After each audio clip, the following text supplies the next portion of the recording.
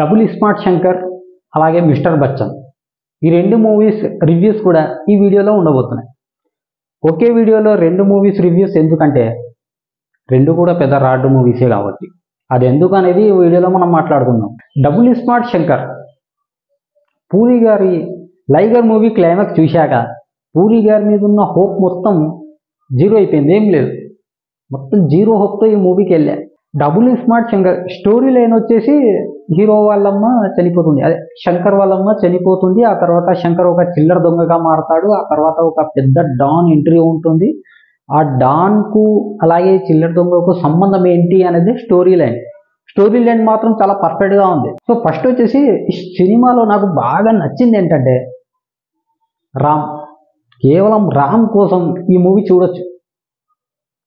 అలాంటి పర్ఫార్మెన్స్ మనకి ఇందులో రామ్ ఇచ్చాడు. మామూలుగానే రామ్ అంటే ప్రతి సినిమాలో తన ఎనర్జీ ఏంటో చూపిస్తూ ఉంటాడు, కానీ ఈ సినిమాలో మాత్రం తన విశ్వరూపం చూపించాడు. ఇంకా మూవీలో కొన్ని సెకండ్ హాఫ్లో కొన్ని సీన్స్ వస్తాయి, అక్కడ రామ్ ఇచ్చే వేరియేషన్స్ అయితే వేరే లెవెల్ వస్తాయి. ఇంకా రామ్ తప్ప క్యారెక్టర్ ఎవరు చెయ్యలేరు అనేలా ఉంటుంది Ram performance. Double smart Shankar movie చూస్తున్నంతసేపు రామ్ పర్ఫార్మెన్స్ చాలా అంటే చాలా ఎంటర్టైనింగ్గా, చాలా ఎంగేజింగ్గా, సీట్లో కూర్చోబెట్టే విధంగా ఉంటుంది. కామెడీ, ఫైట్స్, ఎమోషనల్, రొమాన్స్ ఏదైనా కానీ చాలా అద్భుతంగా చేశాడు రామ్ మాత్రం. ఈ సినిమా మాత్రం ఇంకా కెరియర్లో ది బెస్ట్ పర్ఫార్మెన్స్ అవుతుందేమో. అలాంటి పర్ఫార్మెన్స్ ఇందులో రామ్ నుంచి మనకైతే కనిపిస్తుంది. అదేంటారా మూవీ రివ్యూ చెప్పకుండా కేవలం రామ్ గురించే చెప్తున్నాడు అనుకుంటున్నారా? మూవీ రివ్యూ చెప్పాలంటే అదే, ఇంకా ఏం లేదు. ఒక సాంగ్ బాగుంది, మనకు ప్రమోషన్లో ఏ సాంగ్ అయితే మనకు బాగా హైలైట్ అయిందో ఆ సాంగ్ అయితే చాలా వర్కౌట్ అయింది మూవీలో. ఇంకా అది తప్ప ఏం లేదా అంటే ఏం లేదు. రామ్ పర్ఫార్మెన్స్ ప్లస్ ఆ సాంగ్, అది తప్ప మూవీలో మంచిది అని చెప్పుకోవడానికి ఏం లేదు, మొత్తం మైనస్లే. ఇంకా ఇందులో ఆలి కామెడీ ఉంటుంది, భరించలేరు మీరైతే. ఏంట్రా ఇది అని ఎలా ఉంటుంది కామెడీ. ఇంకా ఒక్కొక్క టైంలో అసలు అవసరమా ఆలి కామెడీ, అవసరమా, గెటప్ ఏంటి, అసలు అవసరమా ఇదంతా అనిపిస్తుంటుంది. ఎక్కడ కూడా మూవీకి మ్యాచ్ అవ్వదు. అనవసరంగా ఒక లైన్లో వెళ్తున్న మూవీని తీసుకొచ్చి మధ్యలో అక్కడక్కడ కామెడీ యాడ్ చేయాలనే తప్ప అసలు మూవీకి ఇలాంటి సీన్స్ ఏం అవసరమే లేదు కదా అనిపిస్తుంది. ఇంకా మనకు ఫస్ట్ స్మార్ట్ శంకర్లో ఏ పాయింట్స్ మీద అయితే మూవీ బాగుంది, మూవీ హిట్ అయింది అని మనం అనుకున్నామో అలాంటి పాయింట్స్ మళ్ళా ఇక్కడ రిపీట్ చేసి అదే పాయింట్ వల్ల ఇప్పుడు ఈ డబుల్ స్మార్ట్ శంకర్ అనేది చాలా బోరింగ్గా, పెద్దగా ఇంపాక్ట్ అనేది ఎలాంటిది లేకుండా దానివల్లే సగం దెబ్బ పడింది మూవీకి. ఇంకా మూవీ అయితే చాలా బోరింగ్గా, డల్గా అలా వెళ్తూ ఉంటుంది అంతే. ఇంకా పూరి గారి ముందు మూవీస్లో చూసుకుంటే మనము అమ్మ సెంటిమెంట్ అనేది పూరి గారు చాలా అద్భుతంగా తెరకెక్కిస్తారు. చాలా అద్భుతంగా ఉంటుంది ఆ సీన్కి, ప్రతి ఒక్కరు కనెక్ట్ అయిపోతారు. పూరి గారు ఏ మూవీలో చూసుకున్నా కూడా అమ్మ సెంటిమెంట్ అనేది చాలా బాగా చేస్తారు. అమ్మ నాన్న తమిళమ్మాయి, అలాగే వరుణ్ తేజ్తో వచ్చిన ఇంకో సినిమా, చాలా సినిమాలు ఉన్నాయి. సెంటిమెంట్ అనేది కొంచెం కనెక్ట్ అయ్యేలా ఉంటుంది, ఒక్క సీన్ పెట్టినా కూడా చాలా కనెక్ట్ అవుతుంది. కానీ ఈ మూవీలో పూర్తిగా మిస్ అయింది అది. అసలు మనకు మదర్ సెంటిమెంట్ ఉంటుంది కానీ అంతగా మనం ఎక్కడ కూడా కనెక్ట్ అవ్వం. మెయిన్ మూవీలో మెయిన్ సీన్ వచ్చేస్తుంది కానీ ఆ సీన్కి మాత్రం మనం ఎక్కడ కనెక్ట్ అవ్వం. ఏదో వెళ్తుంది అంటే కళ్ళకి అలాగే అనిపిస్తుంటుంది, సీన్ వెళ్ళిపోతుంది అంతే తప్ప మనం దానికి కనెక్ట్ అవ్వం. చాలా వరస్ట్గా తీశారు అనిపించింది పూరి గారు. పూరి గారు ఏ మూవీతో అయినా గట్టి కంబ్యాక్ కాకపోయినా నార్మల్గా అయినా కంబ్యాక్ వస్తుంది అని ఎక్స్పెక్ట్ చేసిన వాళ్ళకైతే నిరాశ అని చెప్పాలి. కంబ్యాక్ అయితే ఉండకపోవచ్చు. అండ్ అలాగే రామ్ గారు కూడా ఇంత పర్ఫార్మెన్స్ మీరు ఇవ్వగలిగినప్పుడు కొంచెం స్టోరీ కూడా మీరు ఒకసారి స్టోరీ మీద కూడా మీరు కాన్సన్ట్రేషన్ చేస్తే బాగుంటుంది. అంటే ఇంత మంచి పర్ఫార్మెన్స్ పెట్టుకొని మీరు ఈ మధ్య కొన్ని సినిమాలన్నీ అలాగే వస్తున్నాయి మీరు, కానీ మీ పర్ఫార్మెన్స్ మాత్రం ఆ సినిమాకి హైలైట్గా ఉంటుంది. కొంచెం మీరు స్టోరీ మీద కాన్సన్ట్రేషన్ పెడితే బాగుంటుంది. హరీష్ శంకర్ రమణ కాంబినేషన్లో వచ్చిన మూవీయే మిస్టర్ బచ్చన్.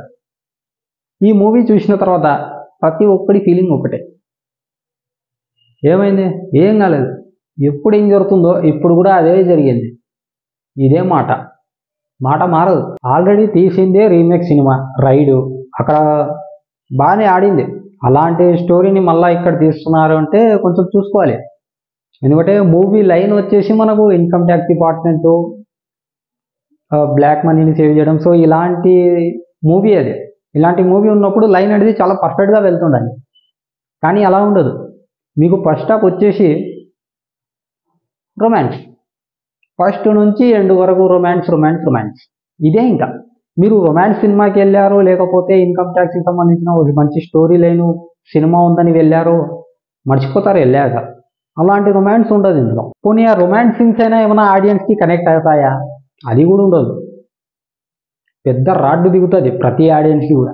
రవి అన్న ఫ్యాన్స్కి అయినా కానీ, నార్మల్ ఆడియన్స్కి అయినా కానీ మర్చిపోలేని రాడ్డు ఇది ఒకటి. సింపుల్గా చెప్పాలంటే ఆల్రెడీ కరెక్ట్ హిట్ లేక కొంచెం సతమతమవుతున్న రవన్న ఫ్యాన్స్ అందరికీ ఓ నీళ్లు లేని బావి దగ్గర తీసుకుపోయి హరిశంకర్ వాళ్ళందరినీ దానిలో వేసినట్టు అనిపించింది నాకైతే. నాకు అనిపించింది ఏంటంటే మీరు రైడ్ మూవీ లాంటి నాకు అనిపించింది ఏంటంటే మీరు రైడ్ మూవీని రీమేక్ చేయాలి అనుకున్నప్పుడు కనీసం ఒక్కసారి నా మూవీ చూడాలి కదా.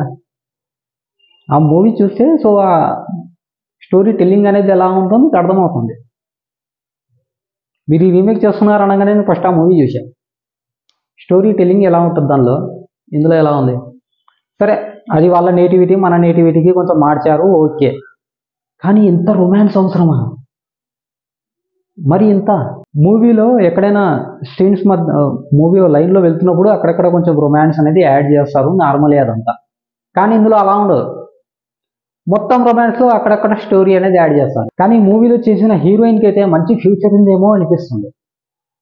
పర్ఫార్మెన్స్ అయినా కానీ, గ్లామర్ అయినా కానీ చాలా బాగా వర్కౌట్ అయింది. అందుకే ఇన్ని సీన్స్ పెట్టారు ఏమో మరి. కానీ హీరోయిన్కి అయితే మంచి ఫ్యూచర్ ఉందేమో అనే చిన్న డౌట్ వచ్చింది. హరిశంకర్ గారి సినిమాల్లో కొన్ని రాడ్డు మూవీస్ ఉన్నాయి, అందులో ఇది దా నంబర్ 1. ఇంకా దీన్ని మించే సినిమా మాత్రం మీరు తీయకండి బాబు, మేము చూడలేం.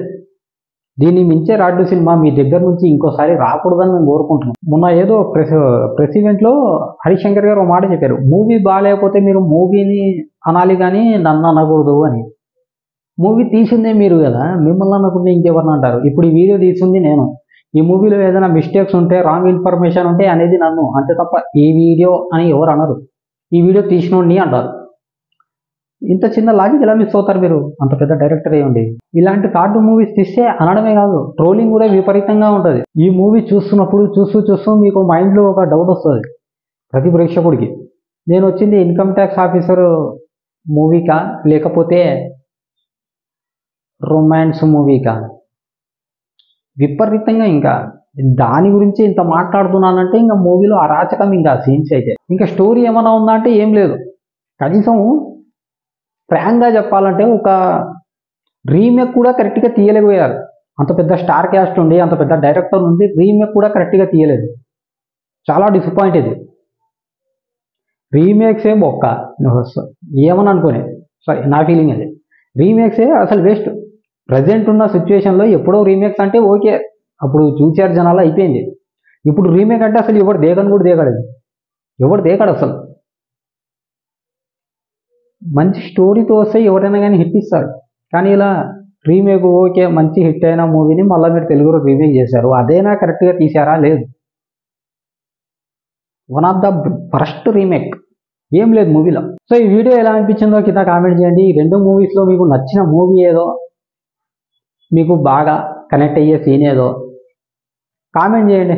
ఏదో ఒకటి మీకు ఇష్టం వచ్చినట్టు ఏదో ఒకటి కామెంట్ చేయండి. లేకుంటే 2 మూవీస్ రాడ్డు అన్నది నన్ను వేసుకుంటారో వేసుకునేది మీ ఇష్టం. కానీ 2 మూవీస్ కూడా రాడ్డే, నో డౌట్ అందులో.